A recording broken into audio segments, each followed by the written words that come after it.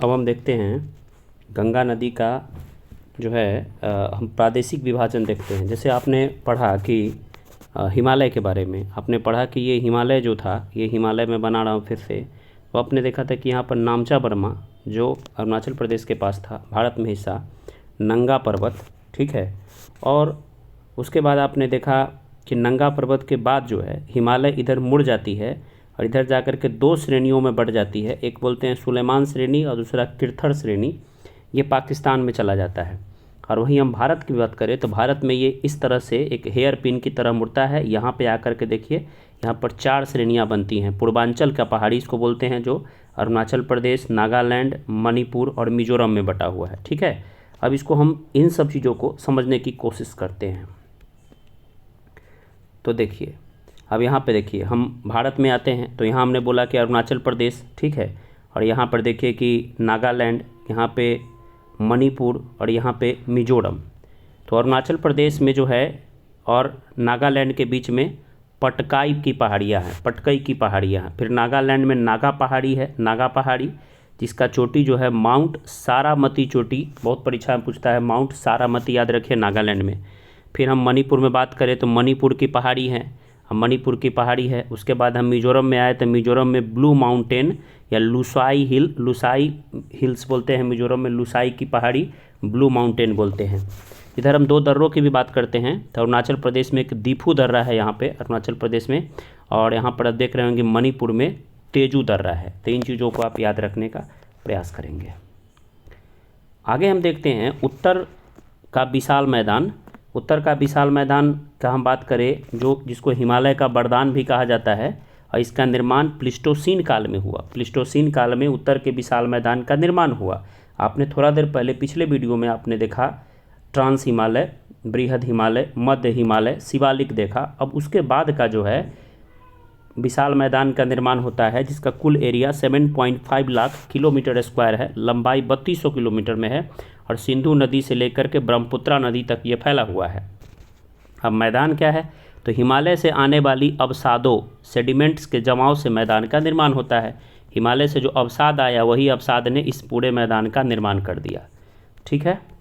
अब आगे हम देखते हैं, इसका विभाजन करते हैं तो 2 प्रकार से विभाजन करते हैं, प्रादेशिक आधार पे और निर्माण के आधार पे विभाजन करते हैं। प्रादेशिक आधार पे, निर्माण के आधार पर। प्रादेशिक आधार पे हम देखेंगे सिंधु, उसकी सहायक नदी का मैदान, गंगा नदी का मैदान, ब्रह्मपुत्रा नदी का मैदान। और निर्माण के आधार पर भाबर देखेंगे, तराई देखेंगे, बांगर देखेंगे, खादर देखेंगे और डेल्टा देखेंगे। तो पहले हम प्रादेशिक विभाजन देख लेते हैं। पहले हम निर्माण के आधार पे देख लेते हैं। तो देखिए, निर्माण के आधार पे देखिए, ये हिमालय है, ठीक है। और हिमालय जो है, हिमालय से जो नदियाँ, अगर कोई नदी पानी लेके, युवा नदी है, एकदम तेज़ तरार, जवान आप है मान लिए, तो एकदम आप में जोश खरोश से आप दौड़ सकते हैं स्पीड में। तो जो हिमालय से जो युवा नदियां हैं, वो नदियां काफ़ी तेज़ी में बड़े बड़े पत्थर के टुकड़े लेकर के ऊपर से गिरने का काम करेगी स्पीड में। और वो जो पत्थर के बड़े बड़े टुकड़े गिरते हैं, वो एक प्रकार से एक शंकु की तरह एक जगह जमा हो जाते हैं। और शंकु की तरह जो पत्थर जमे हो जाएंगे, वहाँ इतना सारा पत्थर जमा हो जाएगा कि जो पानी रहेगा, पानी आपको दिखेगा ही नहीं। पत्थर कंकर के जमाव के कारण नदी अदृश्य हो जाती है, नदी आपको दिखेगा नहीं, पत्थर कंकड़ दिखेगा। और वो पत्थर कंकड़ जो है, वो पत्थर कंकड़ आपको, बिल्कुल समझिए कि वो पत्थर कंकड़ आपको एक प्रकार से एक शंकु का निर्माण कर देगा। किसका निर्माण कर देगा? पत्थर कंकड़ शंकु का निर्माण कर देगा, शंकु का। वो पत्थर कंकड़ कर देगा एक शंकु का निर्माण। देखिए, ये शंकु का निर्माण हो जाएगा, शंकु जैसा बन गया। और ये शंकु जो है, अगर बहुत सारा ऐसा शंकु बन गया तो जलोढ़ शंकु जो बनेगा, वो जलोढ़ पंख जैसा देखने को लगेगा। तो आप देख लीजिए, भाबर क्या हो गया कि नदी युवावस्था में हिमालय से गिरने वाले नदियाँ है, बड़े बड़े पत्थर का बंडर गिरा दिया। वो गिरा कर इतना सारा पत्थर गिरा दिया कि वहाँ नदी दिखाई ही नहीं दे रहा, नदी विलुप्त हो गया है और एक शंकु की तरह दिखेगा। तो उसको क्या कहते हैं?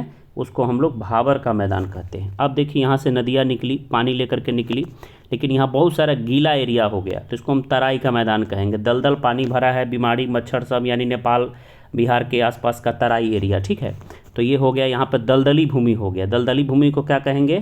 तराई एरिया कहेंगे। दलदली भूमि को कहेंगे तराई एरिया। अब यहाँ जो नदी का पानी जो ऊंचा हो गया, यहाँ पर नदी का पानी, बाढ़ का पानी जा नहीं पा रहा है इस ऊंचाई के कारण, तो यहाँ पर पुरानी जलोढ़ मृदा है, बाढ़ का पानी पहुँच नहीं पा रहा है, तो यानी वो उपजाऊ नहीं होगा, जिसको बांगर कहते हैं। पुरानी जलोढ़ मृदा यानी कभी ना कभी ये खादर था, लेकिन बांगर हो चुका है, यहाँ बाढ़ का पानी आ ही नहीं रहा है। तो यहाँ पर अगर खेती करना है तो सिंचाई और रासायनिक उर्वरक का प्रयोग करना पड़ेगा। और जब ये पानी यहाँ तो पहुँच नहीं रहा है, ये पानी यहाँ आ रहा है और यहाँ हर साल नया नया पानी आ रहा है, नवीन जलोढ़ शंकु मृदा बना रहा है, नवीन जलोढ़ मृदा बना रहा है, बाढ़ का पानी पहुँच रहा है, सबसे ज़्यादा उपजाऊ भूमि खादर भूमि हो जाएगा। और उसके बाद यही एरिया जा कर के यहाँ पे डेल्टा बनाएगा, और डेल्टा जानते ही हैं सुंदरबन का डेल्टा कितना बड़ा डेल्टा है। ठीक है, तो ये पूरा का पूरा कहानी आपके समझ में उम्मीद है कि आ गया होगा। अब जो देखिए बांगर भूमि है और खादर भूमि, तो बांगर भूमि मान लीजिए कृषि के उपयोग तो रहता नहीं है, तो उसको क्या करते हैं, बांगर में अब सिंचाई करते, ऊपरी उपजाऊ परत बहकर चली गई रहती है, नीचे वाली खुरदुरी परत कंकरीली रहती है, उसको भूर भी बोलते हैं। तो यहाँ पर आपको बहुत सारा सिंचाई और रासायनिक उर्वरक का प्रयोग करना पड़ेगा। ठीक है, और इसी को रेह कल्लर भूमि भी कहते हैं। अब हम देखते हैं प्रादेशिक विभाजन। हमने यहाँ पर देखिए, आपने देखा था यहाँ पे निर्माण के आधार पर देखे, अब प्रादेशिक आधार पे हम देखेंगे यानी नदियों के आधार पर। तो उसमें हम देखेंगे पंजाब का मैदान, इसमें सिंधु और उसकी सहायक नदियों ने पंजाब के मैदान का निर्माण किया है, उसके बारे में हम समझते हैं। तो आइए समझते हैं। पंजाब के मैदान में जो है, पंजाब के मैदान में सबसे बड़ा जो हिस्सा है वो सिंधु नदी का है, और सिंधु नदी का जो परिवार है वो 5 सहायक नदियों का परिवार है। सिंधु जो है उसका परिवार सिंधु नदी का 5 सहायक नदियों से सिंधु नदी का परिवार बनता है। और उस 5 परिवार में आप जानते हैं कि शुरू होता है झेलम, सिंधु तो खुद हो गया, झेलम, चेनाब, रावी, ब्यास और सतलज, ये 5 परिवार है, झेलम, चेनाब, रावी, ब्यास और सतलज। ठीक है, तो यहाँ पर दोआब जो होता है, हम यहाँ पर दोआब की चर्चा कर रहे हैं, पंच दोआब के बारे में हम पढ़ेंगे। तो दोआब होता है 2 नदियों के बीच के उपजाऊ भूमि को दोआब कहते हैं। जैसे झेलम नदी, सिंधु तो खुद है, सिंधु नदी का कहानी मैं नदी आपको बाद में पढ़ाऊंगा अच्छे से। सिंधु नदी का जो पूरा कहानी है वो हम जानेंगे अच्छे से, बाद में जानेंगे। ठीक है, हम पहले वो दोआब के बारे में समझते हैं। तो सिंधु का जो सहायक झेलम है, तो देखिए सिंधु सागर दोआब बोलेंगे, ये सबसे बड़ा दोआब है जो पाकिस्तान में पड़ता है। और यहाँ पर देखिए कि चेनाब और झेलम, ठीक है, चेनाब का CHE ले लिए और झेलम का जे लिए, तो देखिए 6 दोआब, यानी चेनाब और झेलम के बीच का दोआब 6 दोआब हो गया। उसके बाद देख लीजिए कि आप रावी और चेनाब है, तो र से रावी, च से चेनाब, तो रचना दोआब, रचना, र से रावी, च से चेनाब, रचना दोआब हो गया। फिर आप देखिए कि ब्यास और रावी है, तो बारी दोआब, ब से ब्यास, र से रावी, बारी दोआब। फिर सतलज है और ब्यास है, तो बिष्ट दोआब, यानी बी से ब्यास और स से सतलज, बिष्ट दोआब हो गया। ये सब पूर्णतः भारत में पड़ता है। तो ये पंच दोआब के बारे में आपने समझा, इन नदियों के बारे में हम आराम से बाद में जानेंगे। अब हम देखते हैं गंगा का मैदान। तो गंगा का मैदान देख लीजिए, गंगा का जो यहाँ कहानी पूरा का पूरा गंगा नदी ये मैं बना रहा हूँ। ठीक है, और ये गंगा नदी में आप देखिए कि गंगा नदी में जो है किस दिशा से कौन सी नदी मिलती है। तो गंगा नदी में जो बाएं तट, अब मान लीजिए आप इस नदी को ऐसे है, इस तरह से आप देखिए, ऐसे आप देखिए, तो आप देखिएगा तो इधर आपका बायां हाथ इधर बायां हो जाएगा, इधर दायां हो जाएगा, तो बायां दायां। तो बायां साइड से गंगा में बाएं तट की मुख्य सहायक नदियां पश्चिम से पूर्व हम देखते हैं। तो बाएं तट, ये बायां तट है, बायां तट ये है। तो बायां में देखिए रामगंगा नदी, गोमती नदी, घाघरा नदी, गंडक नदी, बूढ़ी गंडक नदी, कोसी नदी, महानंदा नदी, ये बाएं तट से मिलने वाली नदियाँ हो गई। दाएं तट में आपको यमुना नदी, सोन नदी, हुगली नदी, ये सब दाएं तट की नदियाँ हो गई। अब यहाँ जो कहानी है इसमें हम समझते हैं कि जैसे ये जो रामगंगा नदी है, रामगंगा के आसपास का एरिया रोहेलखंड कहलाता है। गोमती नदी है, गोमती नदी के आसपास का एरिया अवध कहलाता है।